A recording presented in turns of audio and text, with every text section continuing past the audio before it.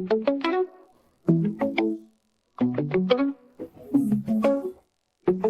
convos, come on in, have a seat, stay a while, take a load of vibe into the beat. We can just chill, have a drink, say what's on our mind. Never know what you're thinking, hey, it could be neat. Fear is everywhere, in your mind, on the street, in the earth, in the stars. Scary things you left for free. What you gotta say about it? Having fun, you and me. If you got nowhere to go, no place to be, just relax, have a chat, but don't think it's therapy. If you get too afraid, there's a door you can leave. Good night and be well.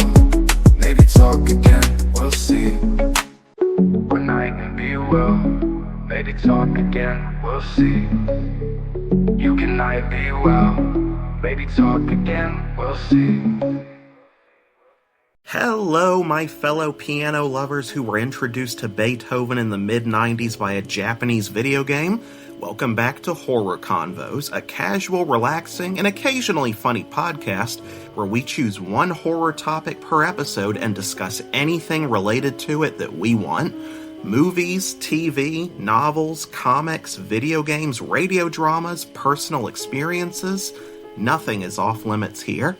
I often have guests join as we share our opinions and compare examples that portray the subject.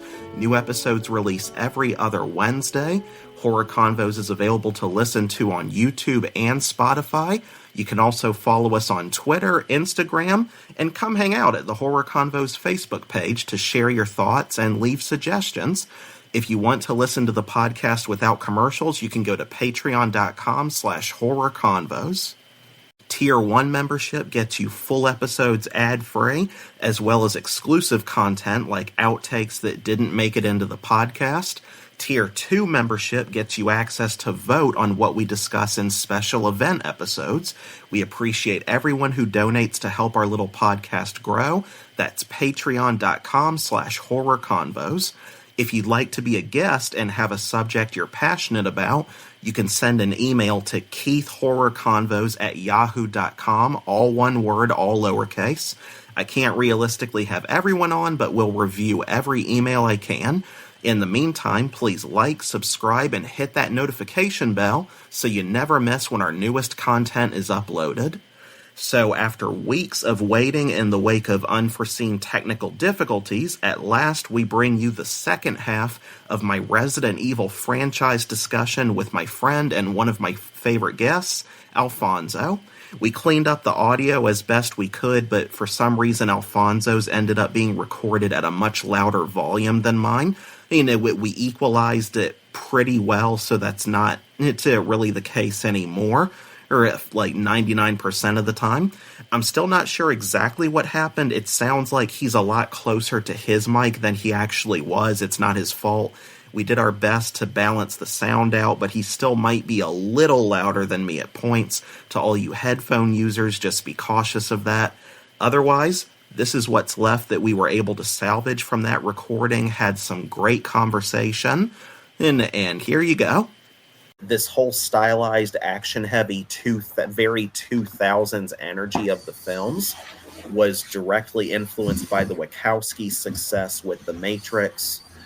And this created a whole period of stylized action movies and video games, often with futuristic and or sci-fi settings that were shot and edited like music videos. You know, you look at Aeon Flux, Ultraviolet, Underworld. And this could be a major reason why the Resident Evil games developed a heavier emphasis on action in later years, especially RE4. Wesker dressing like a Matrix reject, starting in Code Veronica, but most definitively in 5. Like, there's no way someone developing RE5 hadn't watched The Matrix when they designed Wesker. I refuse to believe that's just a coincidence. But interestingly, Ada Wong, you know, I hadn't thought of this connection until watching the retrospective, but Alice was Resident Evil's original acrobatic, ass-kicking, you know, quote, bitch in the red dress.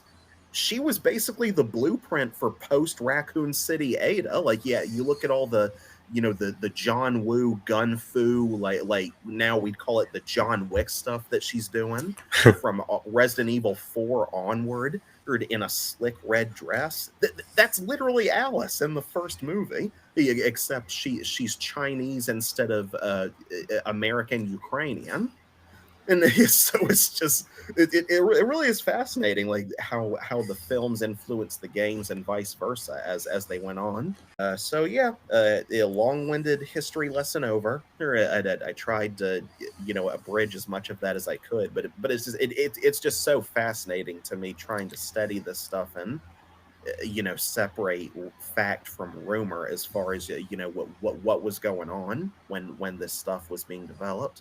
So why do you think, just given your experience with this franchise, why do you think Resident Evil as a series, whether it's the games, the films, or whatever, are so persistently popular to this day? It's really one of the biggest franchises, not just in gaming, but media, horror media in general at this point, even outside horror media in general. And I'm just like, what do you think keeps people coming back to it all these years later, arguably more than ever? Well, I think there's a few reasons. I think one of them is the fact that there's no question that George Romero popularized the zombie subgenre with Night of the Living Dead, and from there I think it kind of created other properties to come into the mix, like The Walking Dead, Resident Evil. When you talk about zombie, World War Z, like when you talk about zombie films or zombie properties, Resident Evil at some point usually enters that conversation. I think the movies had a lot to do with it, I guess, to reach a wider audience for those who didn't play video games or do not. But the thing is, there's no question that in terms of pop culture, the Umbrella Corporation, Albert Wesker, are iconic. In popular culture, you look at memes, you even go to social media, see debates even on Reddit. I think the films had a lot to do with it, but the games, especially now that they've remade Resident Evil 4, the video game, and then they remade Resident Evil 2 a couple years back. That's kind of, I think, and then of course this, I would argue, I love Resident Evil 8, the Village. I love that game. I'll probably talk about it, go in a little bit, but I think because it's a zombie genre, like it's part of the zombie genre, it's iconic. I think that's why it has entered that popularity. Yeah, we know why you like Village, don't we? Do I have your attention now, boy? Resident Evil 4 Dami Mommy Edition. I see you. No judgment here. There's no kink shaming on this podcast. I get it.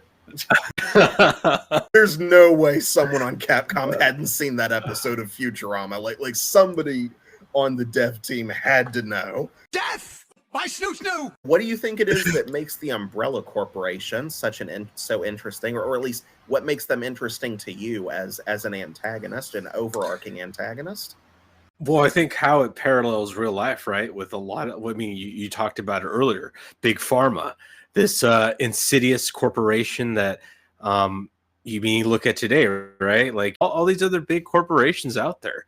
The Umbrella Corporation embodies that.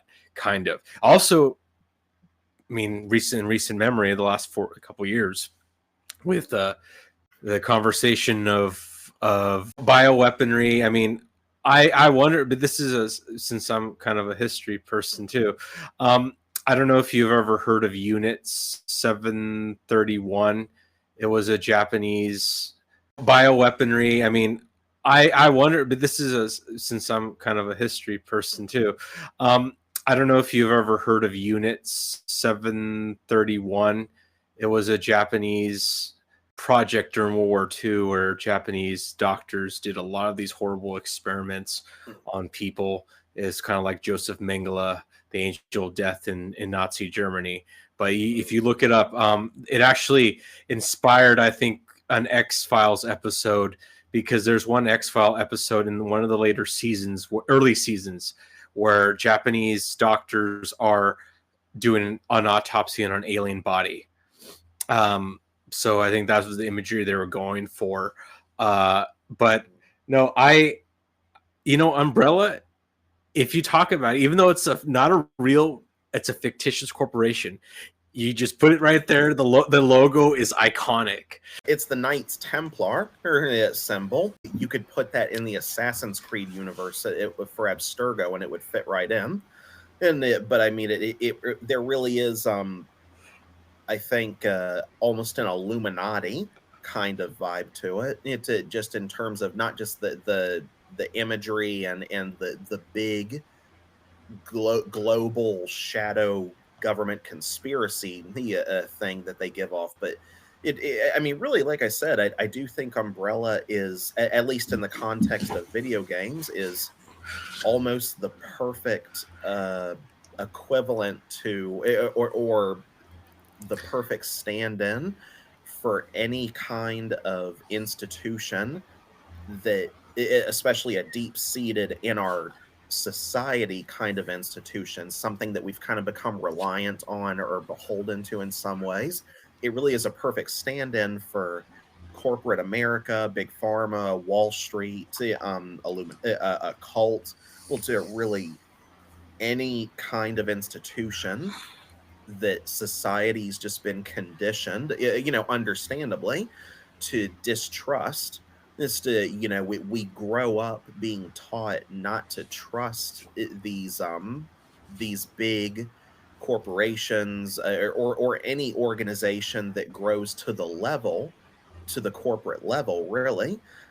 Just because so many of them just have this well-documented history of greed, ethically controversial practices. I mean, if you think about it, Umbrella is basically the doctors and who were performing the experiments, all those unethical and borderline occult experiments in Nazi Germany on steroids. It's like Umbrella's scientists make Hitler's scientists look like puppies. And that is saying something, just in terms of the horrible shit that they did.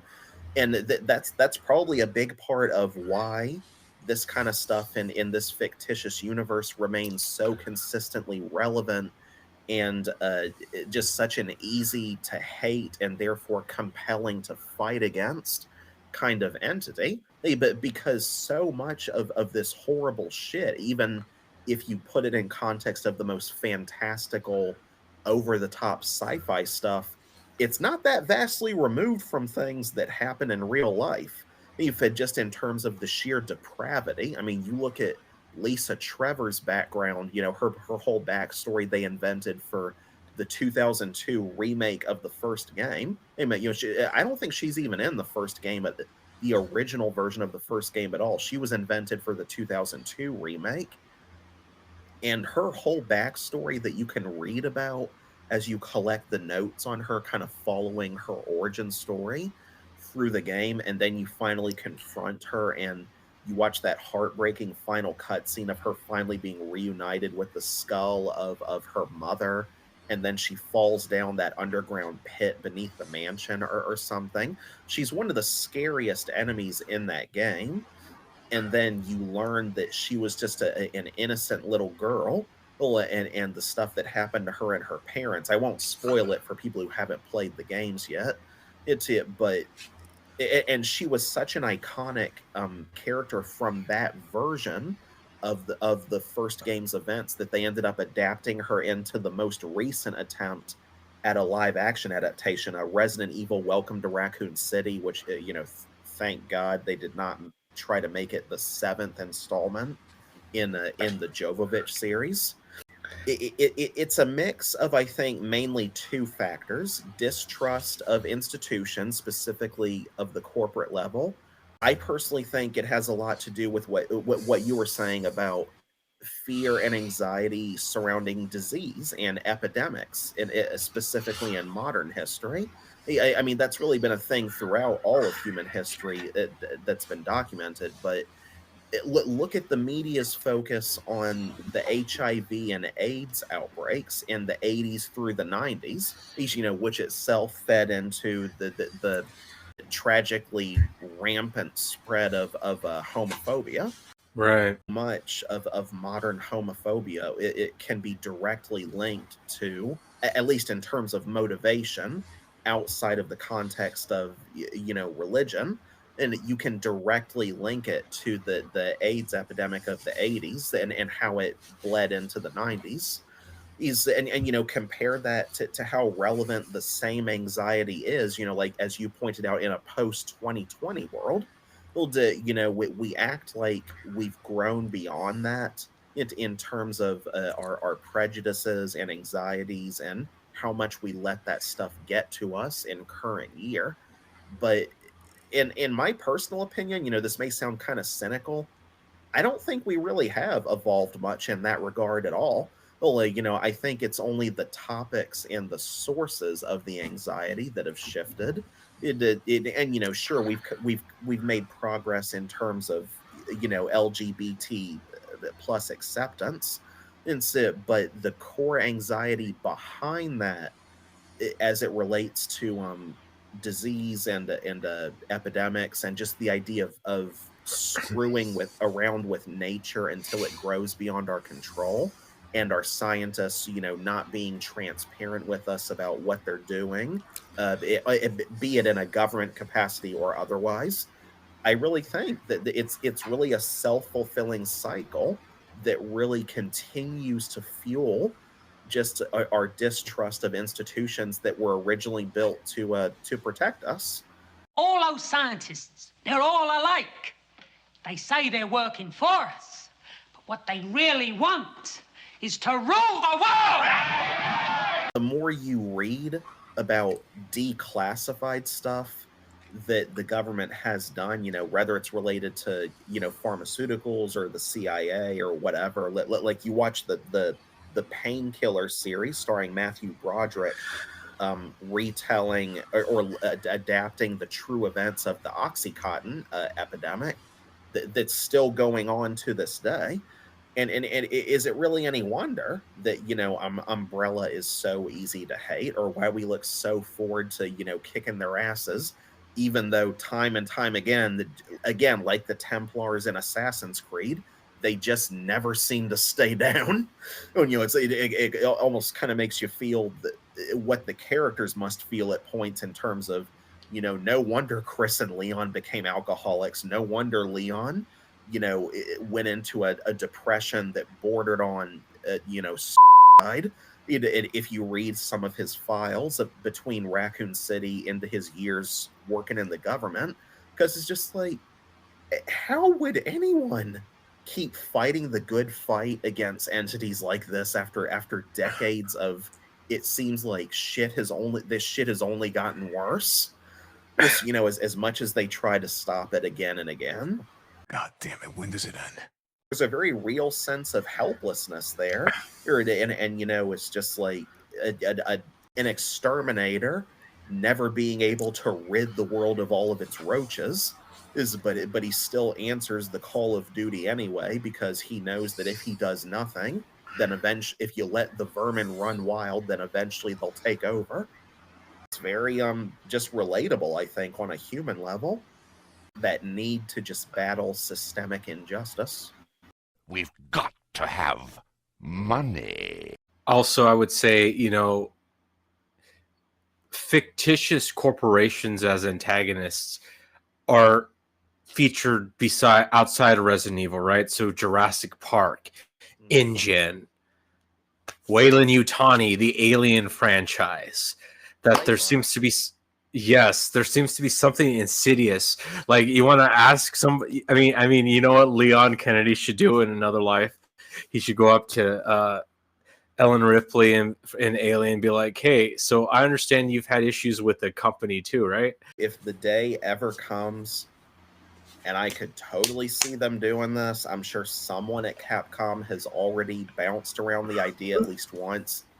If they ever ever introduce aliens or any form of alien life into the Resident Evil canon, I'm fucking done. I'm out. Just like what what the fuck are we even doing anymore? Like what is all this? What are you're not even do you understand the ramifications of what you have just done by introducing that? And you can't walk it back. Can't put that genie back in the bottle. It's like this is how I felt the moment cloning was introduced into Resident Evil.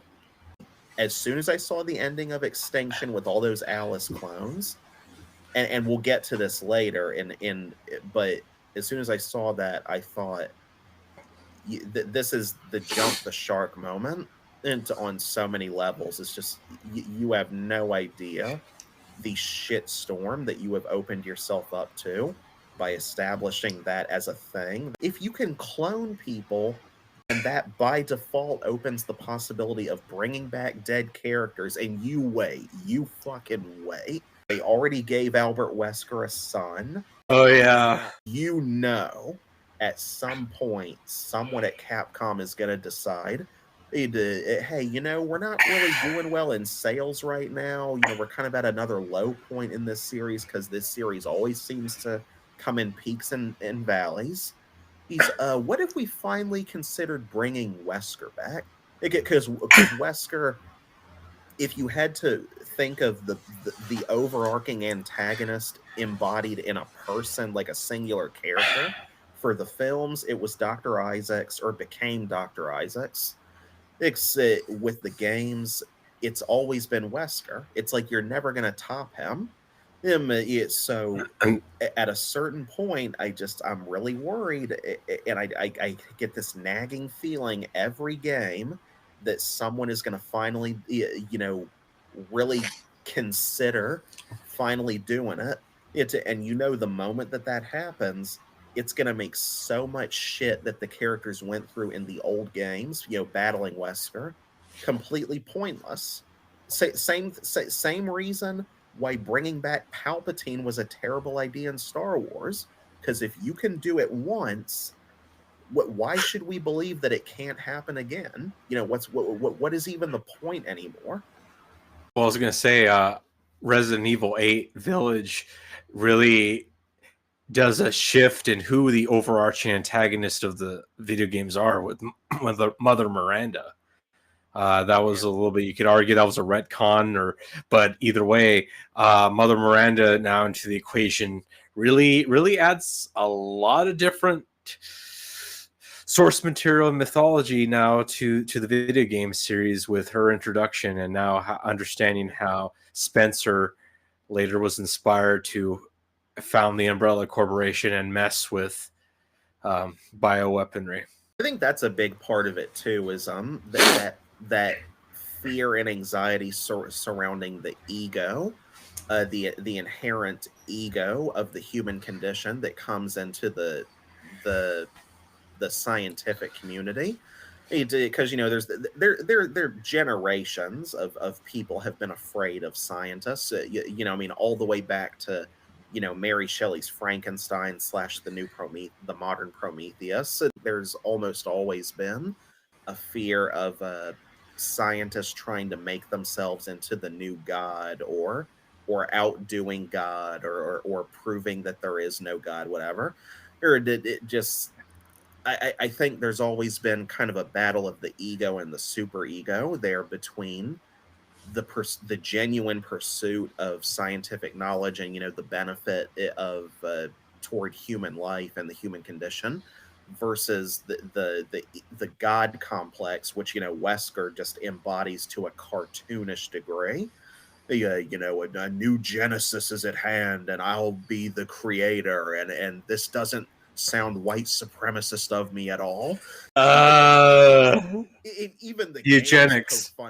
Even the games themselves poke fun at this to a point. Chris talking to him like, I have had enough. I have had it up to here with your bullshit. Like, do you get all your ideas from comic book villains? It's like at a certain point, even they know how like Looney Tunes these villains are getting.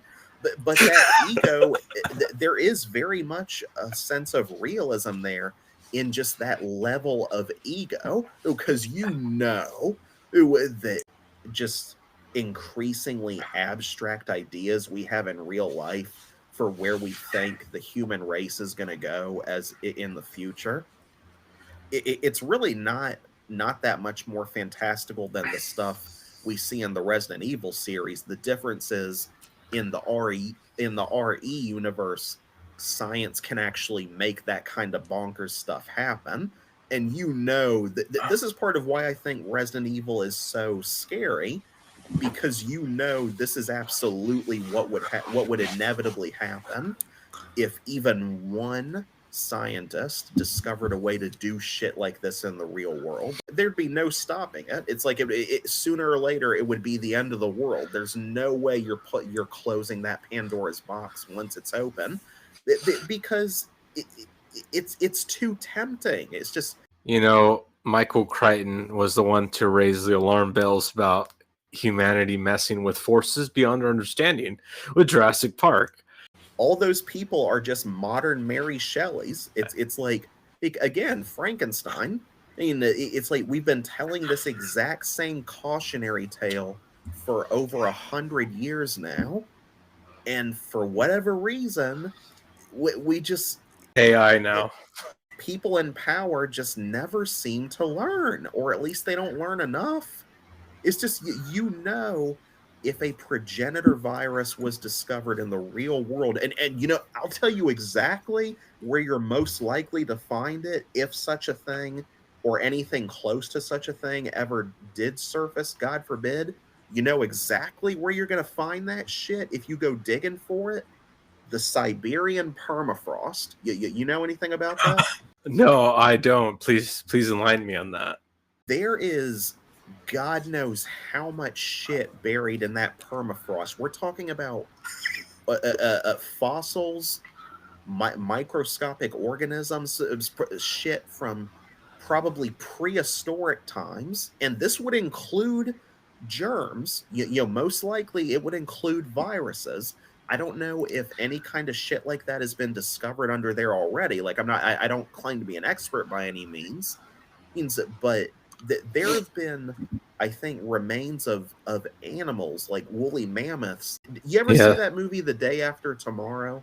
Yes. Yeah, there's a scene where his son and the main character's son and his friends, their like college group, are visiting a museum. And this is before the big superstorm in that movie really kicks off.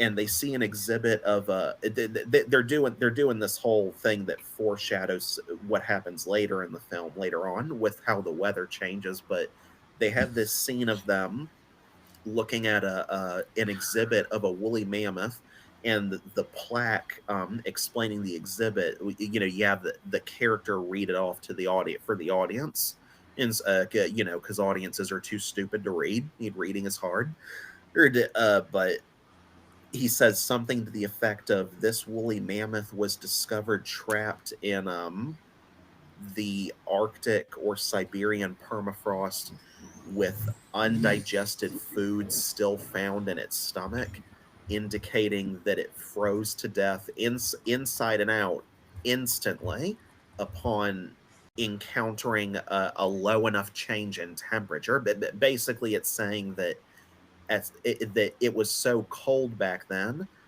that under the right conditions, the air could get so cold so fast that you could literally freeze solid in seconds. That's fucking crazy. And we're actually discovering shit like this now in the real life permafrost. And you fucking wait. If we don't leave that permafrost alone, if we don't keep that shit frozen, buried deep down where it belongs, if we don't leave well enough alone, sooner or later, some kind of prehistoric superbug or mutagen or germ or plant or whatever, or mold or fungus, whatever the fuck, something is gonna be dug up there that we're not ready for, that we don't know how to control. We're gonna scoop it up into samples, steady it in some bio lab, and it's like I have a friend in my family, one of our close family friends, and he's married to someone who worked for I believe it was the Department of Defense. So it's like there's a lot of stuff he obviously couldn't tell us, and so I'm not going to say it on this podcast either. But this person knew the kind of shit that went on in biolabs. It was like they did this kind of work. So you think this shit sounds crazy, like it couldn't happen? It's already happening. It's been happening. You really think that our government, like not just our government, any government in the world, if they discovered some kind of new super germ in the permafrost, you really believe that someone wouldn't put that shit in a capsule, take it to their labs, engineer it into the next super bug like Black Death 2.0 and just store it somewhere? And we just hope to God that the inevitability of human error doesn't cause it to break out like that T-virus capsule in the first movie. And the next thing, you really think no scientist would have a big enough ego to mess with that shit? Why? Because it's wrong. Because it's unethical. Because it's illegal. We can't do that. It's against the law. We're gonna get in trouble. Why do I... Really? You have way more faith in humanity than I do if you sincerely believe that. I just had images of the cigarette smoking man from the X-Files right now when you were talking about that.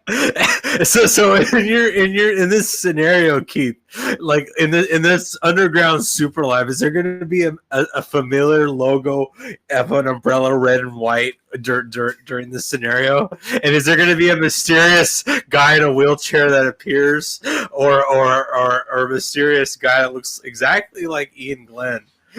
Come on, how do you know details, man? What do you know that we don't know? What are you withholding from us? You know the truth. But seriously, it's like you want to increase the level of existential crisis that I live with on a daily basis already, with what very little I know and read. Just speaking as your casual average Joe, you want to scare yourself silly more than Resident Evil ever could? Look up the shit that we've discovered so far in the Siberian permafrost and tell me you unironically believe that scientists are not going to dig up something at some point, legally or not. Our immune systems have aren't going to have any experience with it. For all we know, it's going to be a bug or parasite that we learned too late actually was responsible for wiping out the fucking dinosaurs. And it turned out the asteroid story was just a cover-up. You need professional help, son. He's getting it. It's not working. Honestly, I'm surprised Resident Evil hasn't gone that route yet. Just, introducing some new pathogen that was uncovered by some fictitious country's permafrost. That's because that's a perfect setup right there. Or you want to make the next big super bug or virus or whatever, or just pull it out of there beneath the ice. So what are some of your favorite things from the Resident Evil movies? Is it like things that you unironically liked in spite of your problems with them? One of the things I did like was, at least, I don't want to mispronounce her last name, but Sienna Guillory's performance as Jill Valentine in Apocalypse. I think a lot of fans have commented that she really captured the likeness of Jill Valentine from the games. I would also say that the first film, for what it was, in terms of horror, I thought it was decent, because there was a lot of things going on there in the original film that you have to think, you have to sit back and think about. Like, for example, the Red Queen killing off all the Umbrella employees. That later contradicted what she said by the final chapter, that her programming was not to harm an employee of the Umbrella Corporation. Well, what does she do in the first movie? She freaking kills everybody that's employed by the Umbrella Corporation in the Hive because of the quote unquote outbreak. But the thing is, I thought the Red Queen in the first movie was very terrifying as an AI, to a degree as an antagonist, like especially when she said "you're all going to die down here," that infamous quote. But one of the things I did like is that you got to see some of the things Umbrella was messing with, because there was a scene with the liquors that were in there in those storage containers. Like Umbrella was messing with them prior to the events of that film. And it's scary, at least for me. That was terrifying to think about. Okay, what were they doing with those? What were they going to do? But I did appreciate Ian Glenn's performance as Dr. Isaacs, as like as the final in the final chapter when he was revealed to be the overarching antagonist of the series. I was okay with that. I thought, but it retconned and contradicted so much of what came before. If, for example, what happened in Extinction, that we're supposed to believe that that was a clone of Isaac's who got too ahead of himself, that he somehow, what didn't make sense was the characterization, because in Extinction, he tells Alice when he's transformed into a tyrant that he tells her, "Oh, I thought you were the future," because apparently, supposedly, we kept hearing for up until the final chapter, Alice's blood was necessary to create a cure for the T virus, that she was that important, that Isaac said that I always thought you were the future in Extinction. He told her that. He's like, but I am the future. And then I saw a good comment on YouTube once about of that clip of the confrontation in the grid area, that how is a mutated, deformed looking thing like Dr. Isaacs as a tyrant the future of humanity? Are you telling how that doesn't make any sense? Like, also, I did appreciate Mike Epps' performance in Apocalypse of comic relief. I thought it was quite good, especially when the nemesis took out all the stars. That we're supposed to believe one of the biggest things there is, okay, in Apocalypse, right? Those are supposed to be stars, the elite of the elite, and they're over there, have no cover. They're not. They're in clear view of the nemesis. If they're the elite of the elite, they're not showing it in that scene. Come on, man. Like, what are you doing? Like, I will say that I know a lot of people debate this. There are some people on the fence about Jason O'Mara as Albert Wesker in Extinction, that they thought that he should have been retained for the later sequels for continuity's sake, that he did a great job.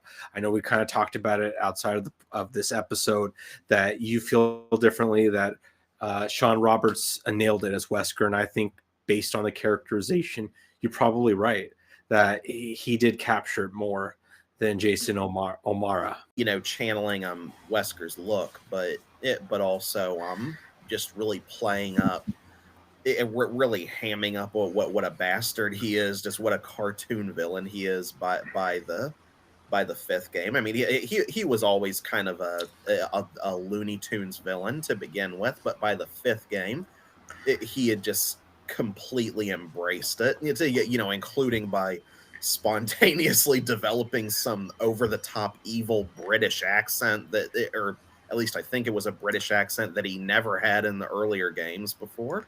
I'm not sure what they were thinking with the continuity of his voice actors. But of all the characters voice acting, like none of the characters had consistent voice acting in this series. Because I think the closest we got to that was Alison Court and her history of voicing Claire Redfield.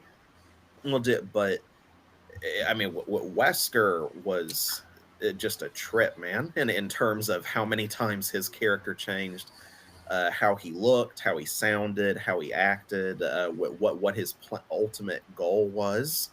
He really had the same problem in the games as Alice had in the films, in that I think his character was pulled in so many different directions and written by so many different people with different ideas of what he should be. That he and Alice both. I mean, this is what I'll get into with our least favorite things about the films. But it really seemed like just nobody had a consistent idea of who or what Albert Wesker was supposed to be, or what his end game would be for his character. It felt like he became two or three different characters over the course of the series, until finally he just went full on Matrix mutant. He became just like the go-to rival for Chris Redfield. Whereas in the first game, at least from my perspective, it really felt, I didn't get a sense that they had a personal rivalry with each other at all, or that he really cared about Chris on any significant level, well, compared to the other heroes. I mean, obviously, he has every reason to, despise Chris, being a foil to him and thwarting his plans, but it's just, I don't really see anything about Chris that makes him unique in that regard, compared to Jill, Claire, or anyone else that would get in Wesker's way. But for some reason they really singled Chris out as like, Yes, exactly, 100%. And kind of on that note with Leon Kennedy, a lot of people like to put his love interest with Ada Wong, but I don't know. I mean, I've seen some people say that they wanted to see him with Jill Valentine, Claire Redfield. Since I know you're a sucker for a little bit of the romantics, I'm just curious what you think there. That if he's an Ada Wong guy, she's the Catwoman to Leon's Bruce Wayne. I mean, they'll do this will they, won't they shit probably for as long as the franchise continues to make money, and it's like they're not killing off one of these main characters anytime soon. Like if they don't do it in the upcoming game, that Resident Evil 9, then I don't see them doing it and anytime soon. And it's like they've the Capcom has been teasing fans with the possibility of a main character biting it, or at least something really significant happening with them, and that will change their role in the story. They've been doing that for as long as I can remember, at least since the 2000s. And I just gave up really investing my emotions into the characters' relationships in the games after a while. Well, and especially the veteran heroes. It was because it's just like they make way too much money if you kill any of them off for any reason, even if it makes total sense. Fans would riot. So it's just at least a number of fans would riot. Then of course you have the number of fans who have been begging for a main character, for something permanent to happen with them for decades now. So it's just you're not going to please the fandom either way. But even if it makes perfect sense for the series going forward, they're still not likely to do it. It's because this series is just such a money maker for Capcom, that the executives, the powers that be, they just don't care about this series on a creative level. I don't think they ever really did. They're never going to let their cash, they're never going to take any real risks with their cash cow, unless the cash starts to run dry, and enough fans just beat them over the head with, if you don't do something in this specific area, then we're going to stop giving you money. It's like that's the main reason why they went back to a focus on horror, or which they had they showed no incentive to do before. They did that mostly because Resident Evil 6 was such a critical flop, and they saw that the action appeal that began with, or was really solidified with RE4, or you could argue that the seeds for that were planted as far back as RE3 in some respects, but this franchise has always gone in peaks and valleys. It's always followed trends. It's always gone in phases. We went through the survival horror phase, then people complained that was getting repetitive. We went into the action phase, then people complained, well, it's not horror anymore, or it feels like a totally different series now. They go back to horror, and people complain that, well, it's starting to get repetitive again. It's like this franchise is like the viruses that it does its stories about. It's always mutating, always evolving, always experimenting. So to answer your question in regards to Ada Wong, she's the carrot always being dangled in front of Leon, and by extension the audience, to just give us something to root for, I think, from a human level.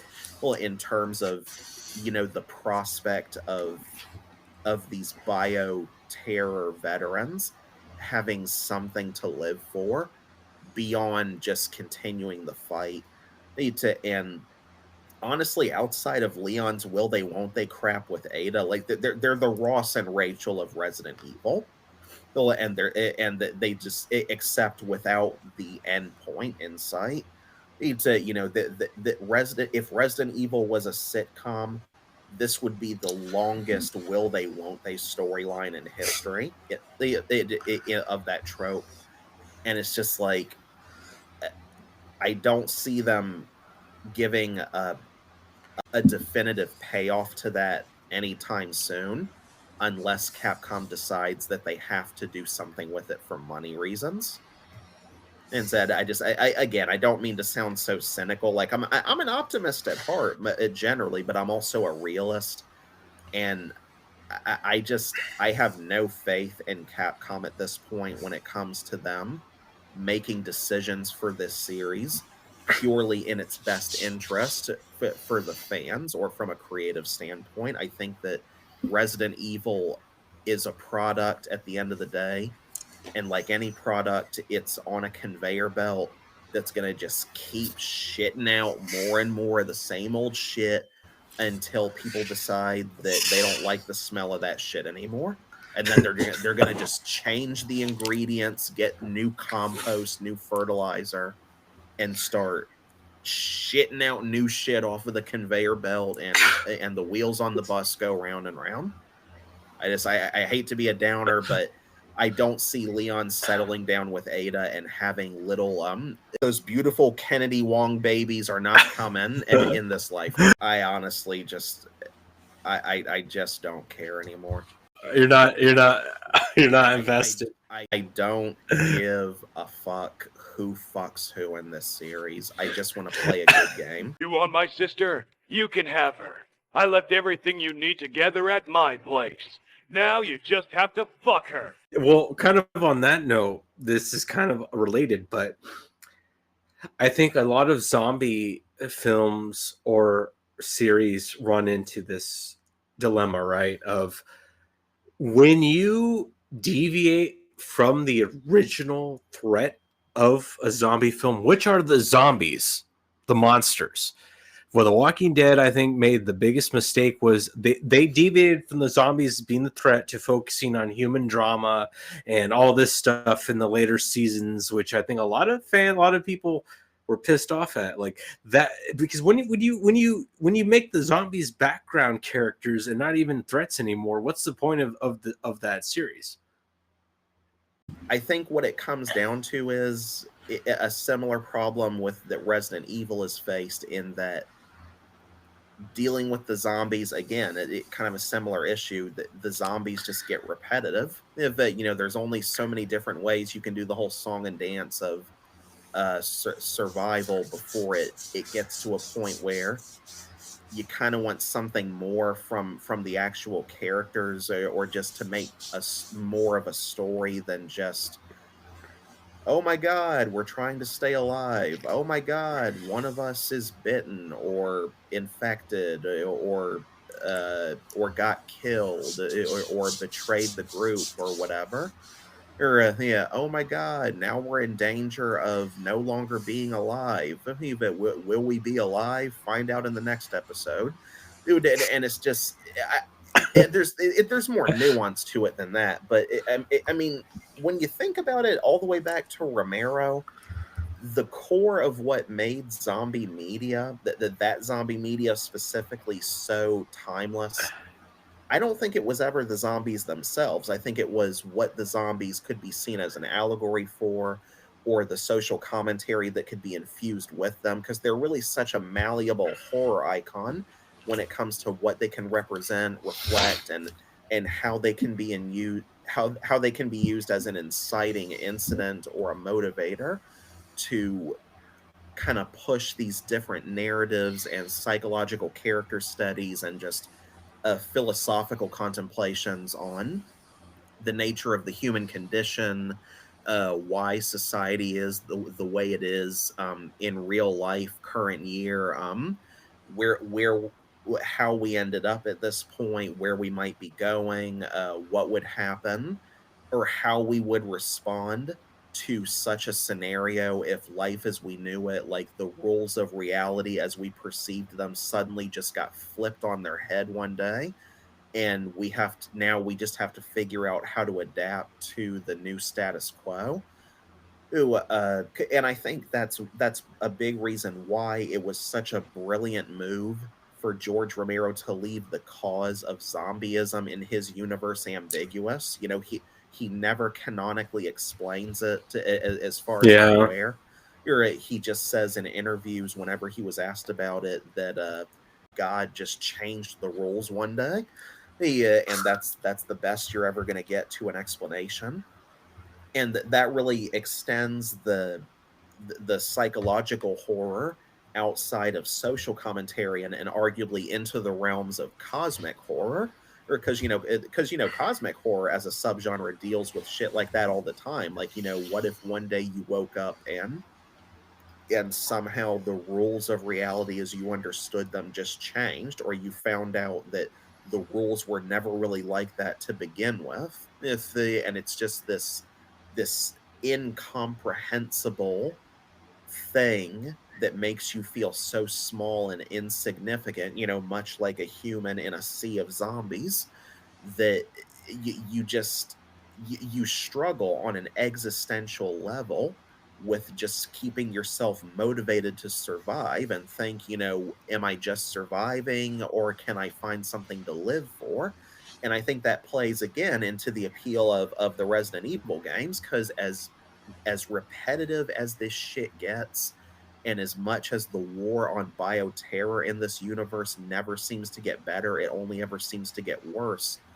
You want to keep believing as the player that at some point, the heroes will win, and the villains they'll always be around. Like, again, I have no clue unless they come up with some kind of counter biological weapon to just pull a blade trinity, like when they came up with a bioweapon to kill all the vampires on Earth. Unless you could figure out something like that for Resident Evil, that just some kind of super counter bio bug that just wipes out all the mutants, all the viruses, all the pathogens, everything down to the last microbe, so that it can never be nothing like it can ever surface again.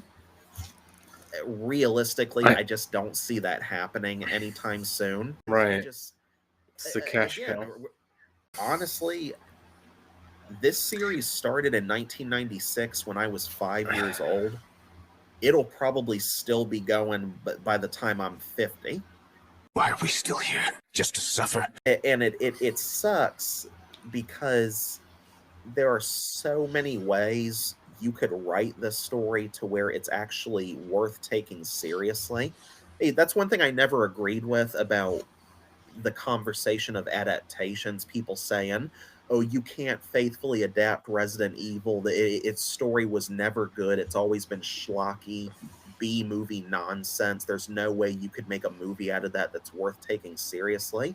I don't agree with that at all. Honestly, I think, in my opinion, and Resident Evil as a source material should be one of the easiest things to write a compelling. Like, just because the video games are over the top and and fantastical doesn't I mean, yes, they do show their age in some respects. They have always been goofy, but that doesn't mean the spirit of them has to be goofy. Like I'm not saying it would be easy or in terms of getting all the lore to fit into an adaptation. Realistically, there's no way you could do that in one movie, but there's plenty of ways you can write a good story out of that source material. It's just a matter of, one, having a competent writer, and two, Capcom getting out of their own way to let them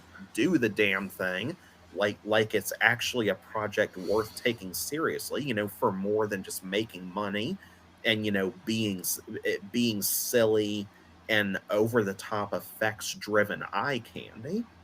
There's plenty of ways you could do that with Resident Evil. Well, it's just nobody's been able to try it before because the powers that be just aren't interested in that. I mean, we've talked about it before, but your idea for why they should have went with the film series, live action film series, was very fascinating.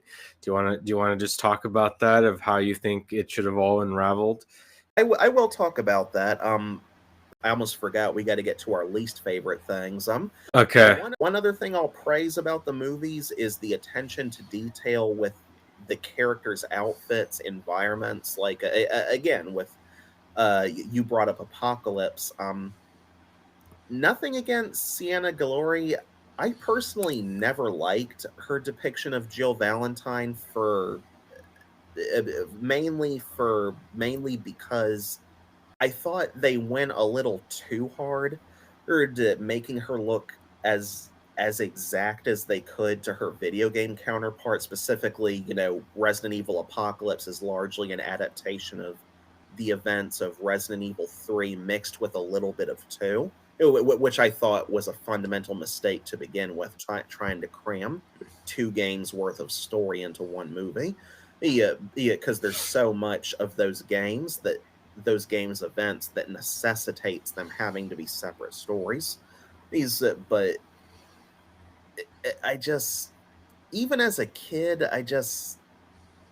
it's not that I hated her take on Jill. Like, it's not her fault. She did a solid job with the material she was given. I'd say the same thing for them bringing her back to portray brainwashed RE5 Jill in Retribution. But it's there's a really subjective gray area with how faithful is too faithful when it comes to translating a character from a video game.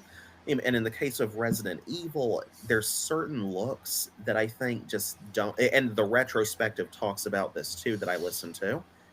There's certain characters that I think just don't translate well into live action in terms of copying their look down to the exact detail. And if you look at Jill's, RE3 outfit, it works in a video game, but in live action, it just looked like cosplay to me. And I didn't Yeah. like the way they did her hair. It's like, I mean, they made her hair black, first of all. Well, so it wasn't even the right color, but it's just, even though they tried to emulate the style, and they got her in the strapless top, whatever you call that shirt, and the skirt and the boots, it just, I mean, part of it is in context of story. Her being in that outfit in that movie made no sense. She's like an undercover cop or something in that version, that universe. But it's like, in the games, it made sense. Jill was wearing her civilian clothes. We talked about this before, or we texted about it. Jill was wearing her civilian clothes at the beginning of RE3 Nemesis because she was planning to leave Raccoon City. Like the original Japanese subtitle for that game, if I remember right, is Resident Evil 3: The Last Escape. She says it in the opening narration too. Jill says it was the last escape, my last escape. But she wasn't planning to go undercover or go into a fight or anything like that. Yes, she had her gun, but if she was planning to go to war or to confront the outbreak in Raccoon City, or go deliberately into the action, then why would she not be geared up in her police outfit, with her protective gear on and stuff? Why would she not be wearing her STARS uniform again?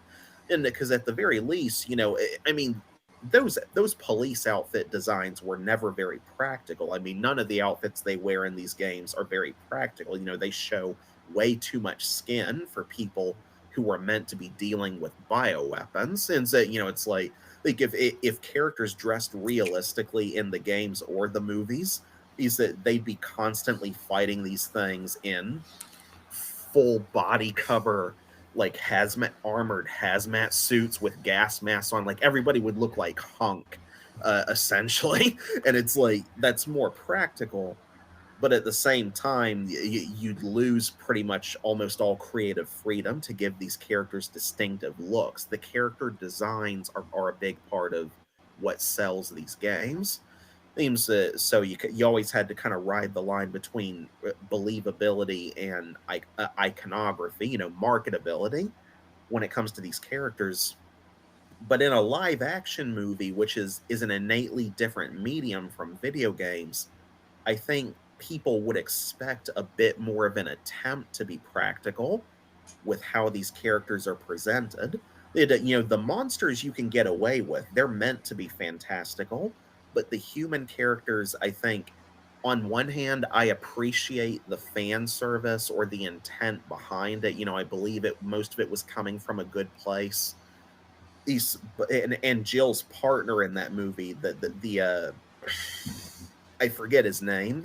Yeah. Gets bitten later on. I think he was supposed to be like the film's equivalent to Barry Burton, or something. And at least until they brought, I think, some version of Barry into Retribution alongside Leon Kennedy.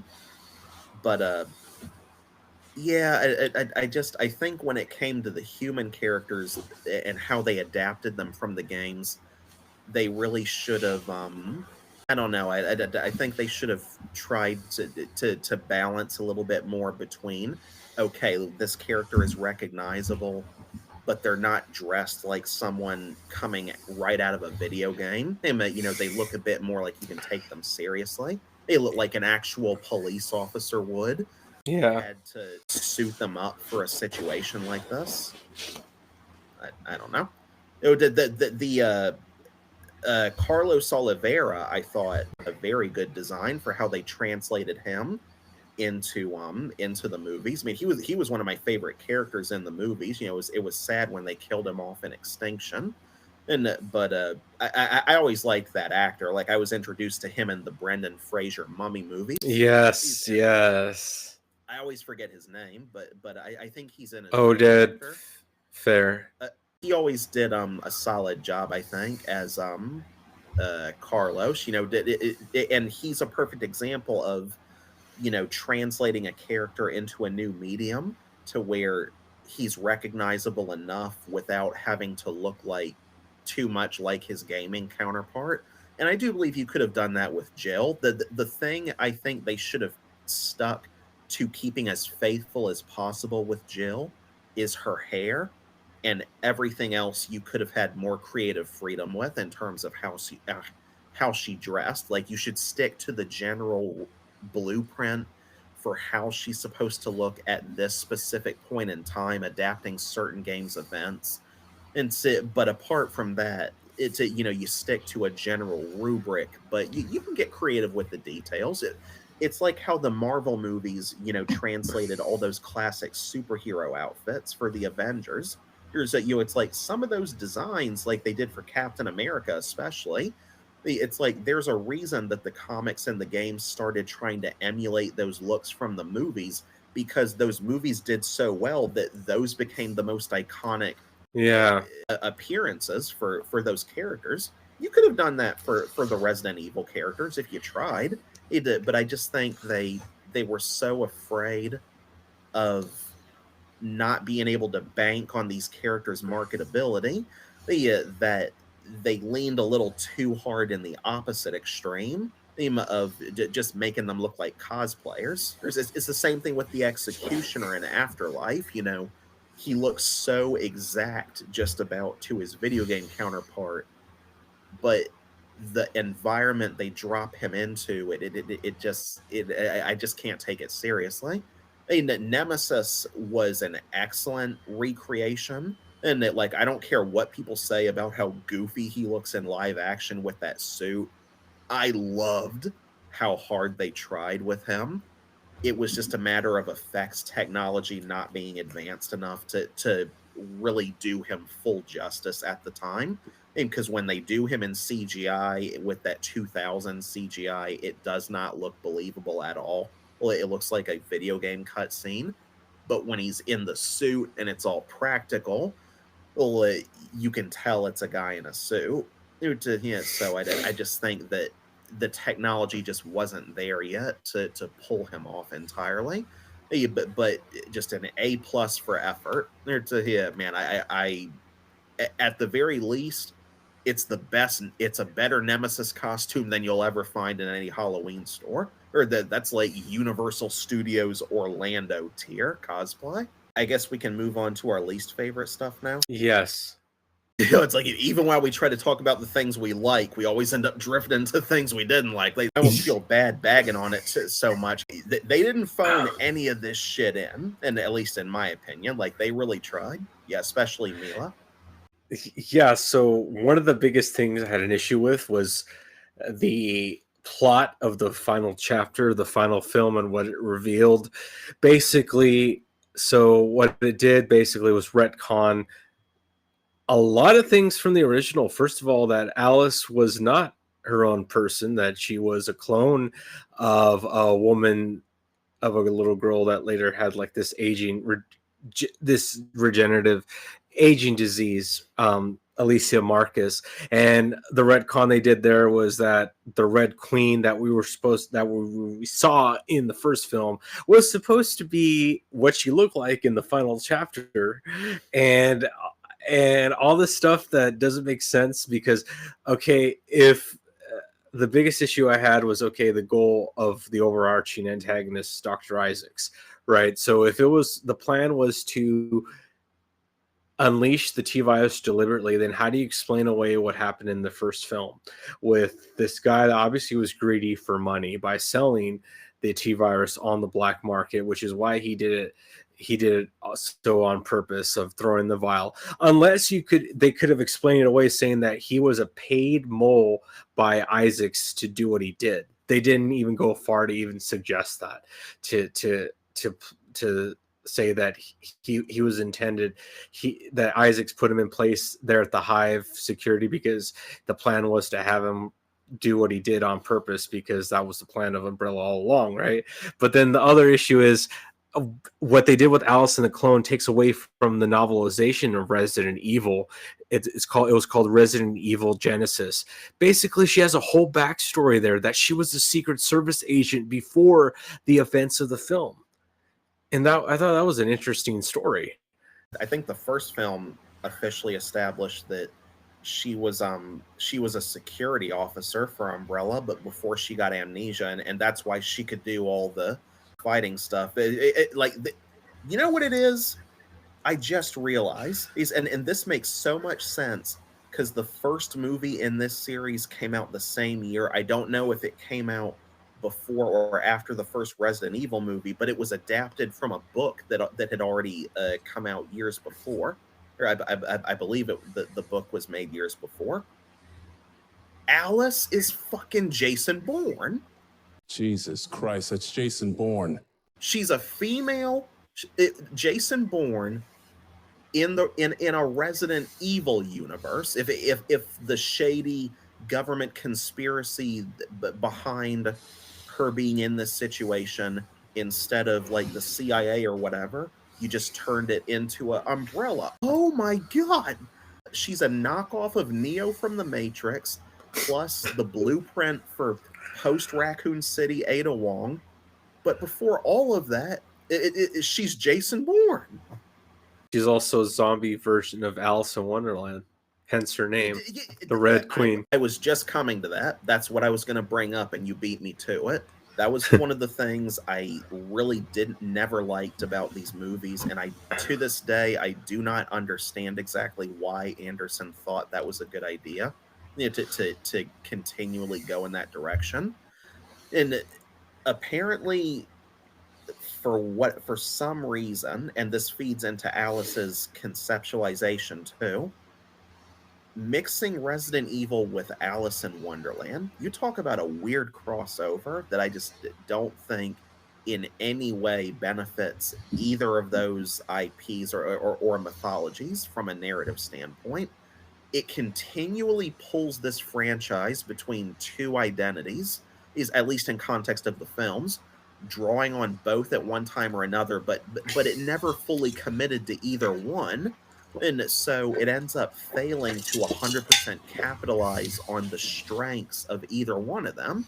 It's like Resident Evil on its own already had so much more than enough going for it, including thematically, to write a unique and compelling story out of. Even if you judge it strictly by the merits of the games, I don't recall any influence from, as far as I remember, from Alice in Wonderland in the games.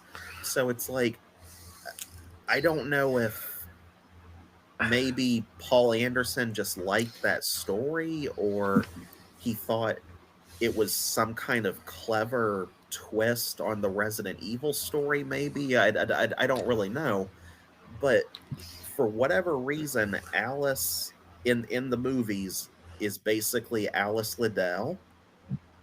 And there's all kinds of imagery, especially in the first film, that alludes to Alice in Wonderland, the Red Queen, the Hive, even Rabbit hole. the scenes of Umbrella experimenting on white rabbits, putting the injections into them for their animal testing. I think there's there's so much, and this goes back to my what I praise, credit where it's due, for the attention to detail in the environments they came up with for these movies. There's a consistent theme, as far as I remember, throughout all the Resident Evil films in some capacity, of the colors white and red. And not just for they always tie it into Umbrella somehow. Oh, but even outside the context of that, I guess you could argue there's kind of a link to Alice in Wonderland there, potentially. I don't know if that was intentional, or if it was just a stylistic choice that they just went with because they kept going with as the films went on, because I guess they just thought the aesthetic looked cool. But I mean, again, to this day, I don't understand why anyone would think that was the way to go for a Resident Evil film, of all things. I mean, if there's plenty of ways you can do a horror themed reimagining of Alice in Wonderland, we already got that. It's called American McGee's Alice, and it is fucking amazing. Oh, I need to see that. Of all the characters to make into the main lead for this adaptation of this film franchise adaptation of the story, and you could still have Mila Jovovich play this character. I don't see why you couldn't. She's not a dead ringer for any of the models in game, but why not just have Jill Valentine be the main lead of these movies? In a lot of ways, Alice is basically a stand-in for Jill Valentine. Even their haircuts at one point, you could argue, were getting a little bit similar. Yeah, I think a lot of people who are fans of the games and not so much of the films have that same argument that, I mean, no disrespect to Mia Jovovich, but that the fact, the decision to make her the main lead of the series of live action films was a great detriment to that franchise. I don't think it was anything to do with her. I think it's the character. Right. That's what I meant. Yeah, the character of Alice. She's Paul Anderson's self-insert Resident Evil OC, and it's just like, why would you try to make a whole new character to carry these movies when you already had a perfect template for a main female lead in Jill? Look, because Jill was kind of, she didn't have much of a character to her in the first game. So if you were trying to make a Resident Evil movie and you only had the first game at that point in time to use as a rubric, because she wasn't in the second game at all, well, then I mean, I just don't see the logic behind it. Trying to write a new character from scratch who, in the first film, again, really doesn't have much of a character at all. She's more of an audience surrogate than anything. And most of the stuff that Alice does in the first film, you could have easily had Jill do, and you didn't need the whole amnesia subplot. You could have just had her be a member of the team that was sent in to investigate the hive. I do think that the hive was a neat addition to the lore because it's basically the underground umbrella lab from the first game. If you massively expanded on it and had the whole movie for the most part revolve around exploring that level, while we only see the mansion for like the first few minutes. But it's just like, even if you had to rewrite it so that she was a member of a team for Umbrella, or like maybe she was a SWAT officer who was called to investigate an incident at the hive, and she and her team ended up going in alongside the Umbrella team, and they have to work together to try and get out of the underground lab once the Red Queen takes over and all that shit.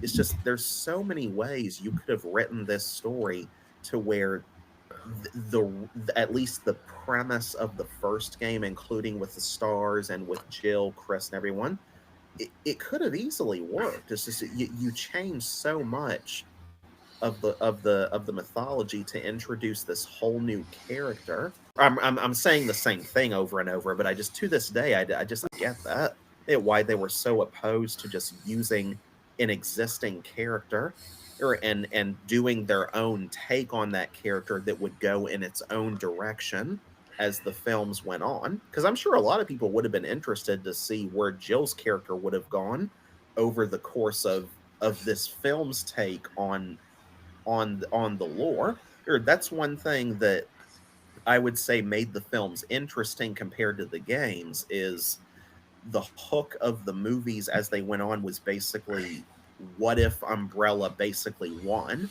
and the virus successfully more or less destroyed most of the world.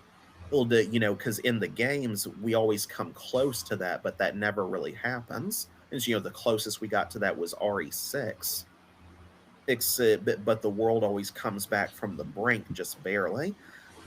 So with the films, it's like, I guess that was their way of making the world as we knew it into Wonderland or Horrorland or whatever. So Alice could then explore it and try to survive in it, try to save it. I don't know.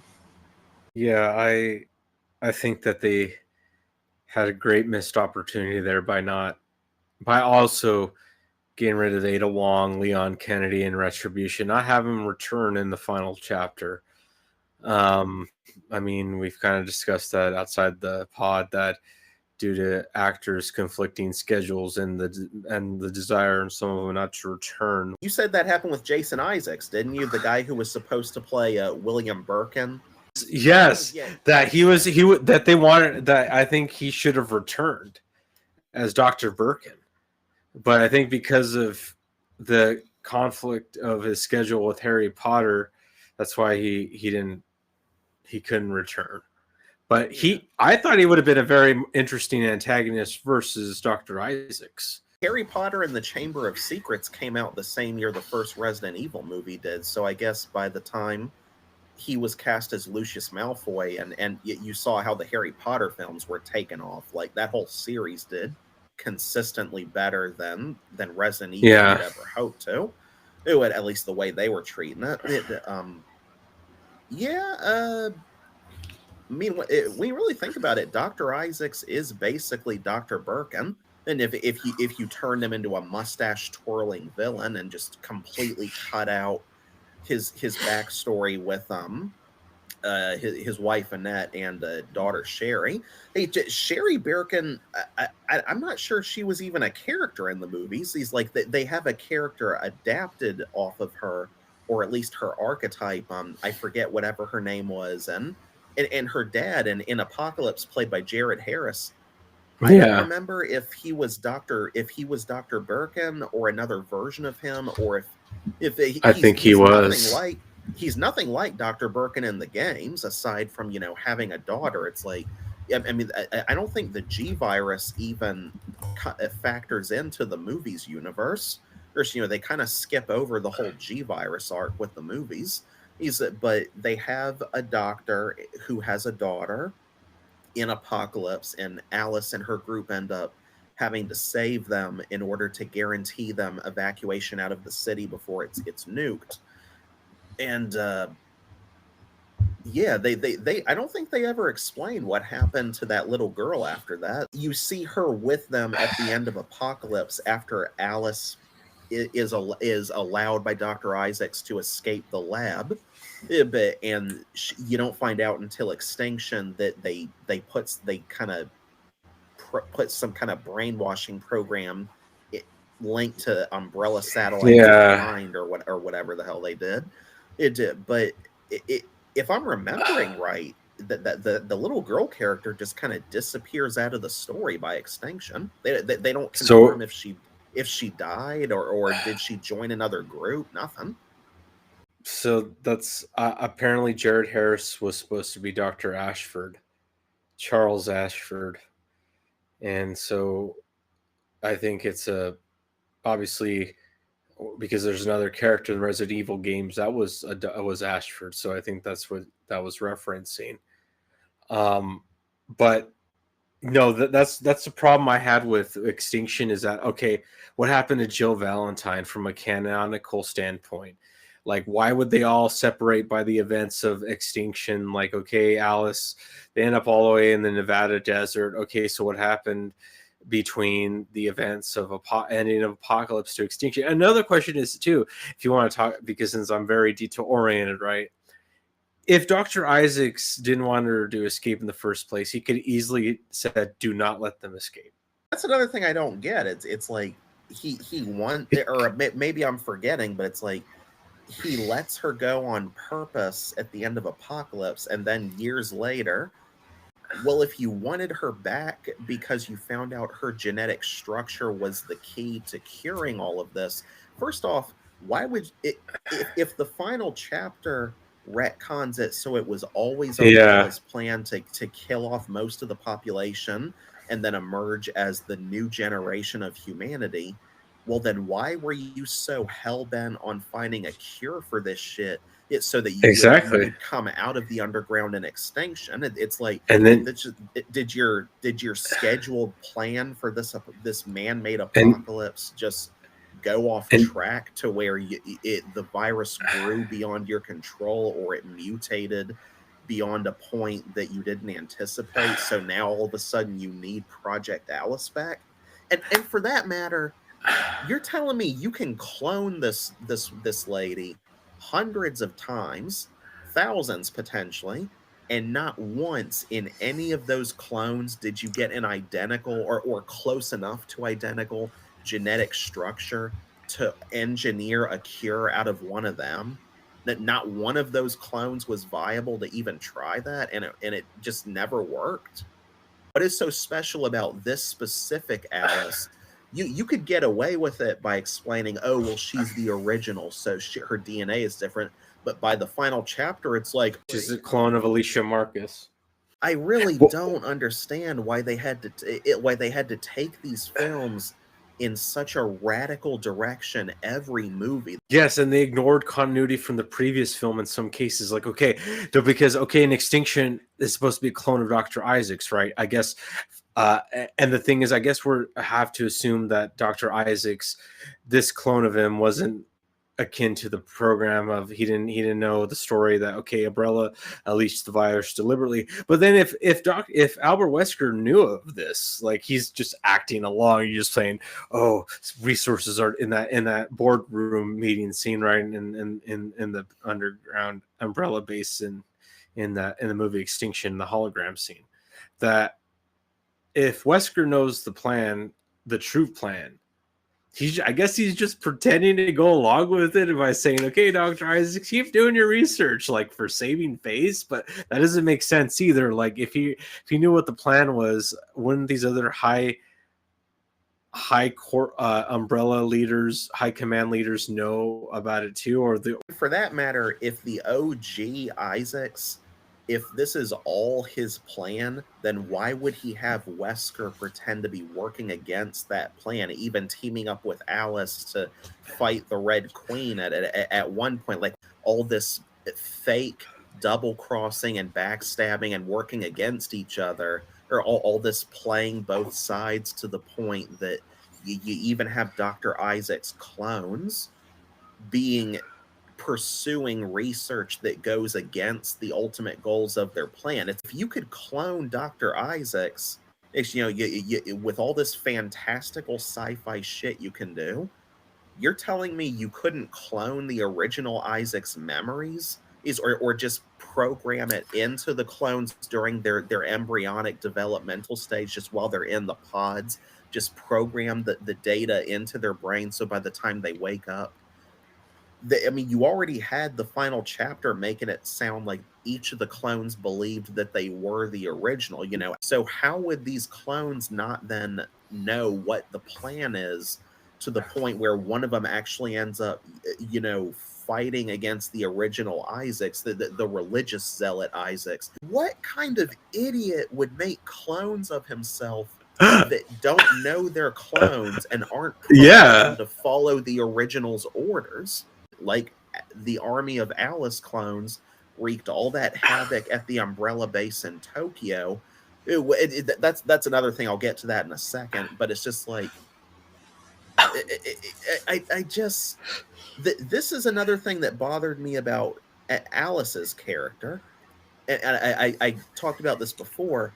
It's just, you have this character just struggling for an identity from the first film onward. The first film, you're trying to give her an identity, and from the second film onward, it's like this was exacerbated by the film's multiple changes in direction for her character as the sequels went on. Her story arc, motivations, her origins, it's just they changed so many times that it comes across like this franchise rewrote and or retconned her into several different people linked only by superficial traits, like sharing a name, certain abilities like the superpowers, etc. Even the superpowers, you could have done that shit with Jill, because she basically is superpowered in the games at this point. She doesn't age now. Since Wesker experimented on her, that's pretty much creative license for the games to have her develop superhuman abilities if they wanted to.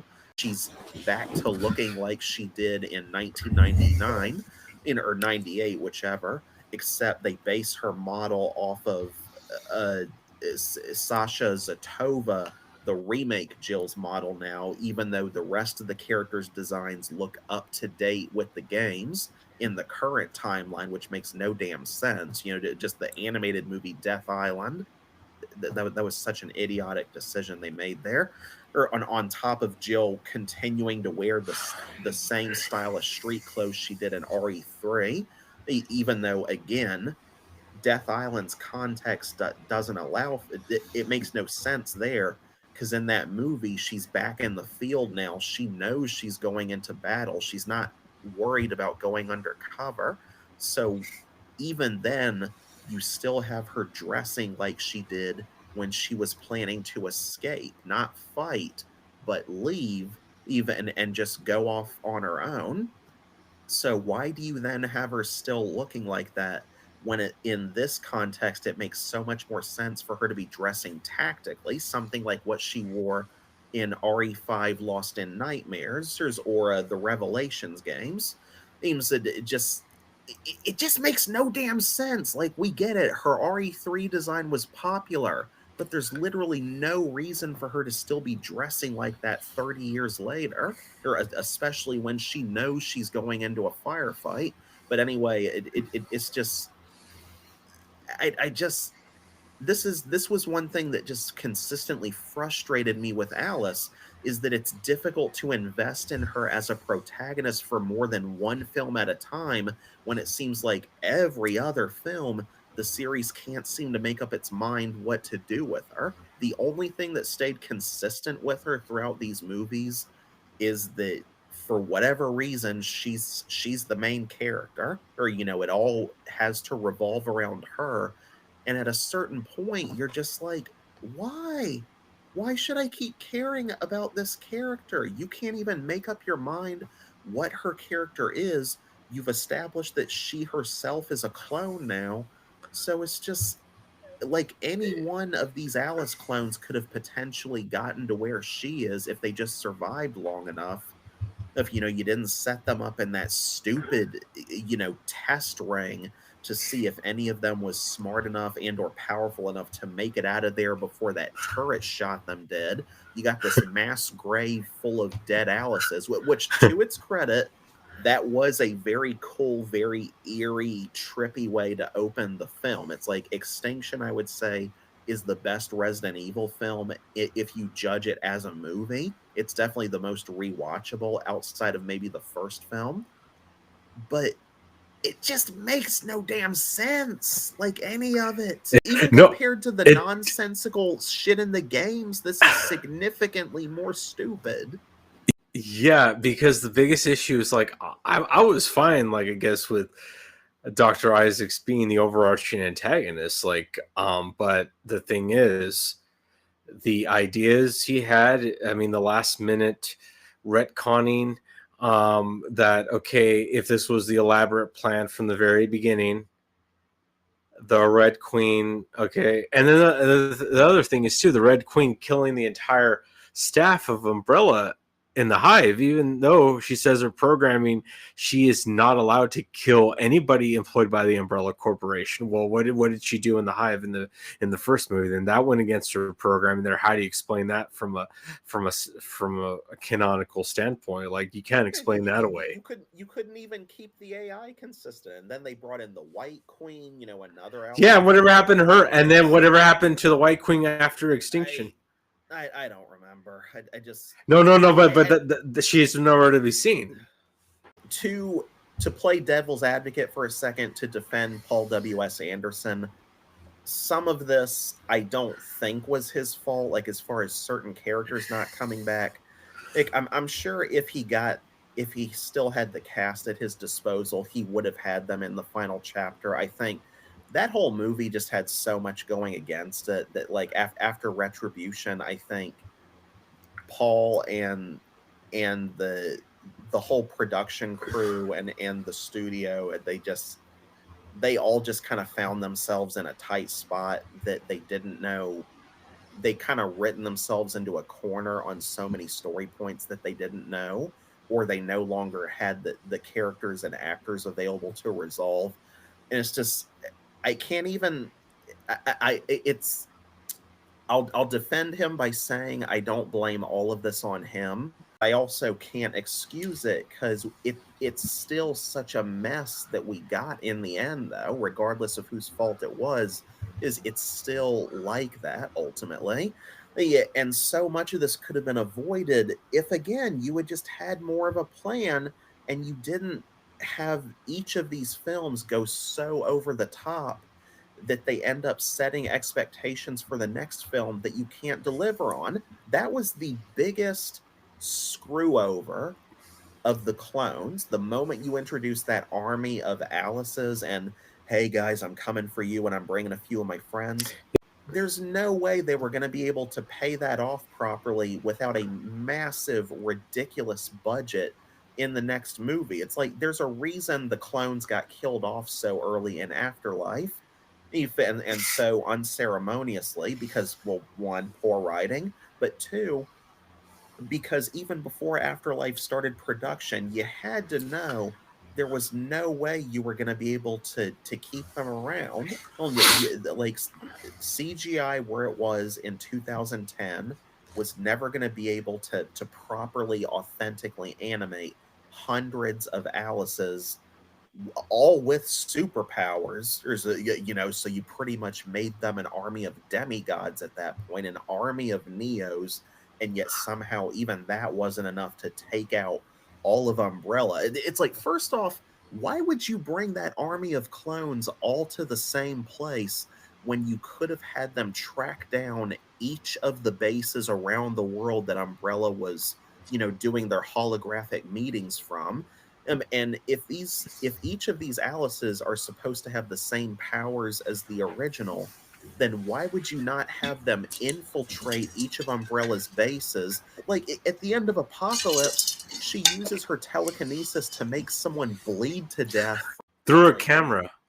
Yeah, through a camera, and it's like, where did that power go? We never saw that again. It's like all she does is stare at stuff really hard until she either lifts it up Luke Skywalker on Dagobah style, or she blows it away with her mind, like Elfen Lied. Yeah, she's just killing people with her thoughts now, and it's like, you could do so much of this shit that would have killed all of Umbrella's staff, all of their elites, could have killed Dr. Isaacs. It would have killed him in the final chapter. Extinction. It's like she tries her invisible eye blast move on him, and then he throws the same thing back at her. Okay, well, if that didn't work, why didn't you try your bleed from the inside power on him, like melting his brain? Is it because he's a tyrant that doesn't work now? Okay, well, still, why didn't that work? Why wouldn't that work on Wesker? Why did you never try that on him? Why didn't you try that on all the Umbrella Committee that were sitting there at the end of Extinction? You can kill people with your mind through cameras, but not via holograms. It's like, how does this power work? You never establish proper limits for it. It's like, you can't give Alice force powers. You can't have Jedi in Resident Evil. You're playing with two fundamentally different magic systems at that point. Like, I know so much of Resident Evil's sci-fi is so over the top bullshit that it may as well be magic, but this is supposed to be a purely sci-fi series. It's not supposed to be supernatural. And now you're bringing in this shit that's like stuff that a Jedi or a Sith would be doing, and it goes nowhere. Wesker instantly turns her human again with that cure-all shot. They never brought that up again in any of the other films.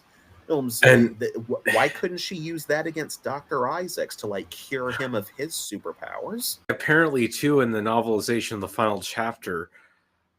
Of course, there'd be a novelization for that. Yeah, there is, obviously, but in the scene in the movie where the Red Queen talks about Alice, telling her the truth about everything, she tells her in Washington, D.C. that Wesker pretended to give her powers back to at the end of Retribution. So then that means basically, okay, so in the final chapter, she still didn't have her powers by that dialogue, and so she was just still human by then. So then if that was the case, then how was she going to die then if she was going to release the cure to the T-virus, which kind of takes away the suspense of the climax of the final scene in the movie, that okay, if you release the cure, the antivirus, that's going to potentially kill her as well. Well then if it was said that Wesker didn't give her powers back, then she doesn't have the T-virus anymore by that logic.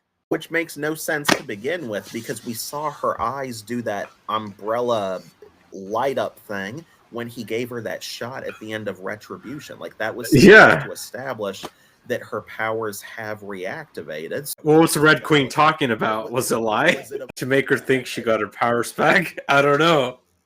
Let's see. And then another problem is that we're supposed to believe that, okay, much of these movies, right, much of these movies, continuity issues. I don't know. Right. Another big issue is, okay, if Wesker in Afterlife is revealed to have injected himself with the T-virus and unable to control himself because he needs Alice's DNA to potentially control the virus, then what happened in Retribution then when he still is affected by that? What happened? Okay, we want to talk about ridiculous thing. What happened with the freaking door scene in the final chapter? That, okay, this guy was shot in the head in Afterlife, And you're telling me that, okay, if he's infected with the T virus, that a freaking door that took out his leg pretty much killed him?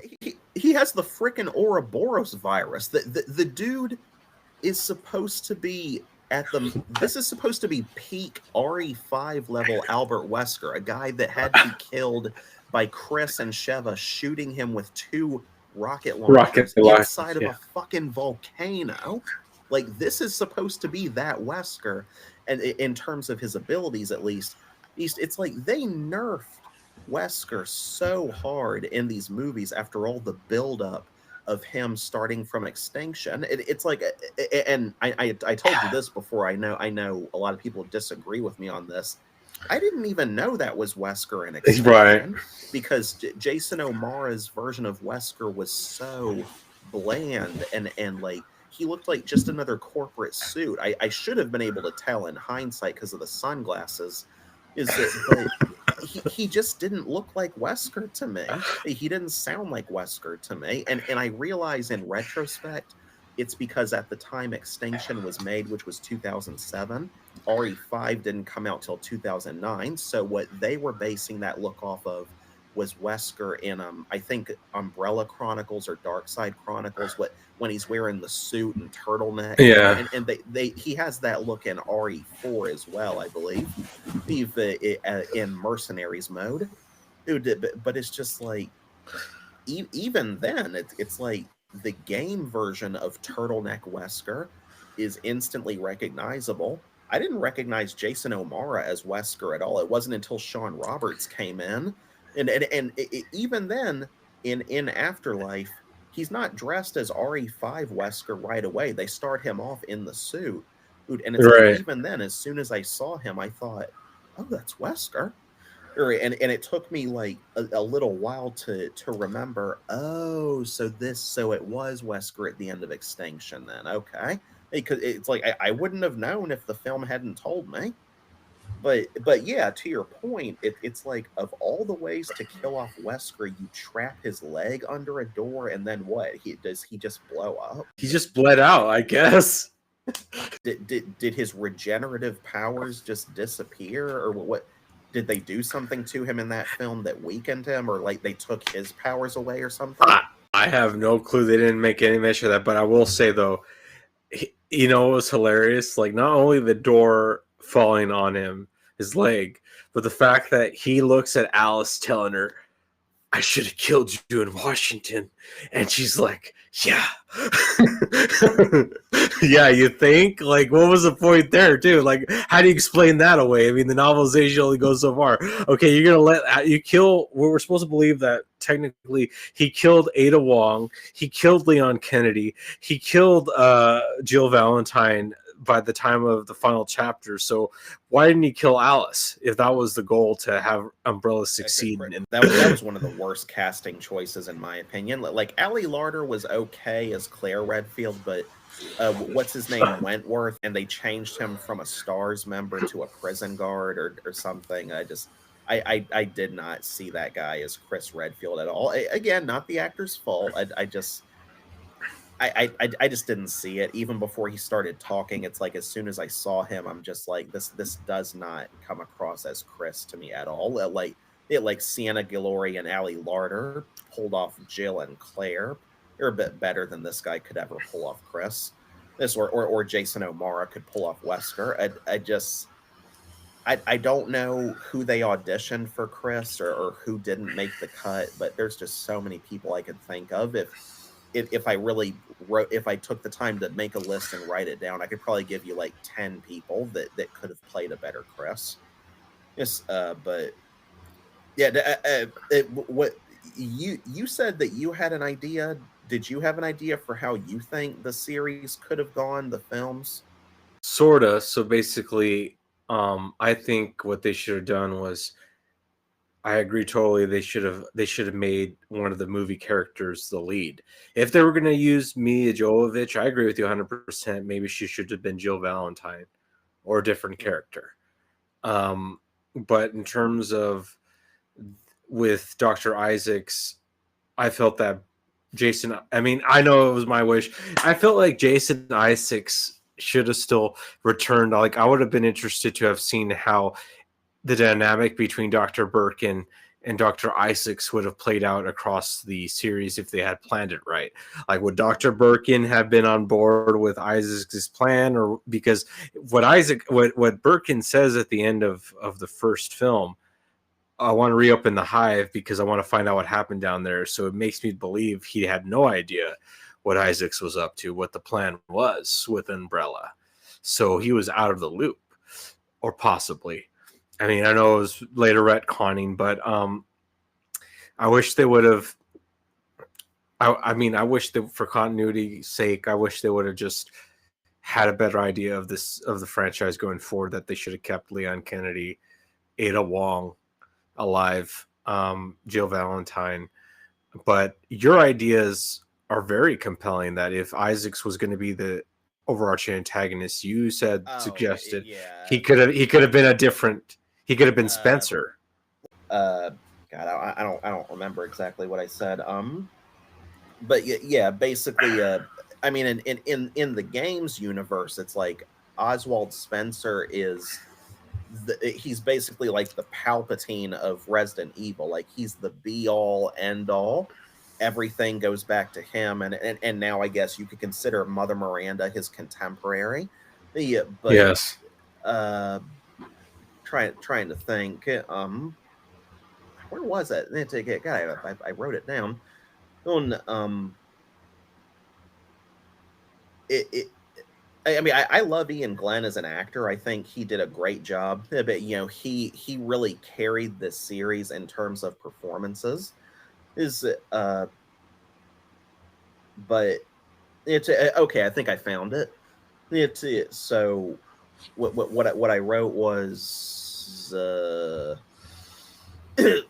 I think Ian Glenn should have played Oswald Spencer. So imagine Ian Glenn playing Dr. Isaacs, a character who wasn't in the games for years, only to reveal, possibly in the last movie, that he was actually Oswald Spencer this whole time. Like, it was planned from the beginning for him to be the series' overarching villain, but he was living under a false identity, manipulating events from the shadows like Palpatine, if Wesker and Birkin were his Vader and Tarkin. And so that would have not only substantiated Dr. Isaac's role more, as being, not just a character invented for the movies, but there was actually a reason, a justification for why he used a non-game character name. There could have been a couple to a few mentions of Spencer throughout the films, little context clues establishing his background, creating the Wesker children, and faking his death to live under a new identity. Then, as Isaacs, he'd secretly pioneer and monitor Project. I wrote Project Alice, but let's pretend that it was actually Jill Valentine, with his ultimate goal being to perfect genetic bonding with the T-virus in order to birth the next stage of the human species. Again, essentially a superior race kind of scheme. The films would have hinted at Spencer being alive via little context clues until he officially reveals his true identity in the final chapter. Wesker could have believed that he killed the original, very old Spencer in the past. This would have been Ian Glenn, I guess, in old man makeup, only for the true one to reveal all these years later that I guess if you had to bring cloning into this, I still wouldn't, but maybe he started growing a new body just for himself in the event that something happened to his original one. He was planning to transfer his brain into that younger body at some point. So technically that's not entirely cloning. It's more just like tuning up your body. Yeah, and maybe that body could have been a souped up, more humanoid kind of tyrant, like an apex tyrant or something. And it could have turned out that the monster tyrants and then Wesker, everything was just different versions building up to this super body that had none of the original monster's weaknesses. But that would have set up genetic tampering with new bodies as a precedent in the lore and foreshadowed Alice's reveal as a clone, or perhaps a more polished attempt at what Wesker was trying to do, putting brains from original bodies into new ones. And so it would have been the evolution of Spencer's experiments using himself as the programmed subject in the Red Queen's database. So again, it would be the original Spencer's memories and knowledge in the younger Ian Glenn's body, which would explain why he never aged. The real shocker would be revealing that Alice's original self, or let's just say Jill's original self, well, if this could have been how you differentiate the film's version of Jill Valentine from her initial template from the games.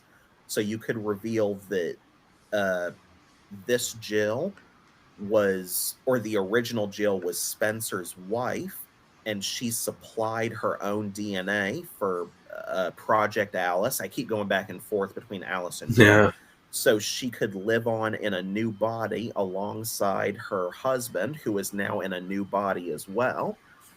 So the new Jill slash Alice would learn she's basically the genetic reincarnation of Spencer's wife, and the two of them together, their original versions, were responsible for founding Umbrella, pioneering the bioweapon experiments, basically setting all of this into motion. And this new version of Jill slash Alice just didn't remember Spencer, maybe because of the amnesia gas in the first movie that somehow screwed up her memories until they came back to her years later, piece by piece. Like, she was programmed with her original version's memories, but the procedure wasn't perfected yet. So the gas caused her amnesia. Some of that brain damage was longer lasting than what would have been predicted.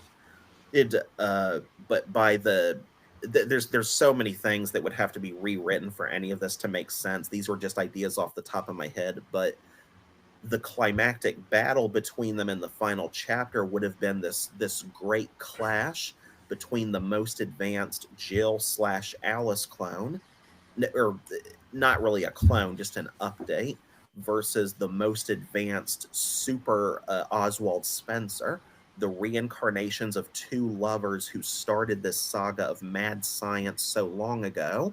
And their egos set all these events in motion, trying to play God with science. Now their reincarnations have developed into characters on opposite sides, one fighting to save what's left of humanity, the other wanting to end it and start anew as its new kind of God. So they duke it out to decide the Earth's future once and for all. It's just, these are all just like ideas off the top of my head. There's so many ways this film series could have been improved if it had been planned out better, and if Capcom had let him commit to it.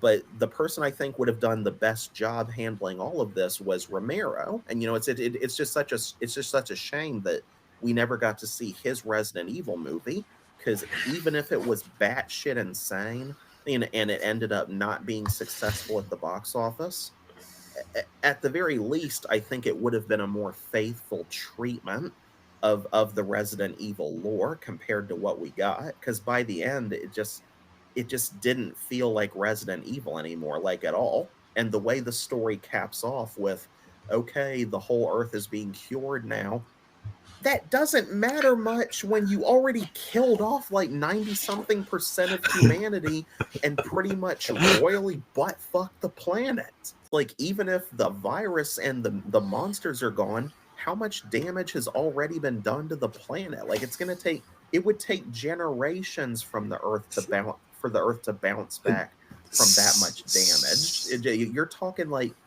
Chernobyl scale levels of, this place will not be habitable or healthy for humans to live on the surface for probably centuries. I mean, do you have any idea how much poison would be and waste from these monsters would be poisoning the environment? unless the cure-all somehow just magically disintegrates all of that.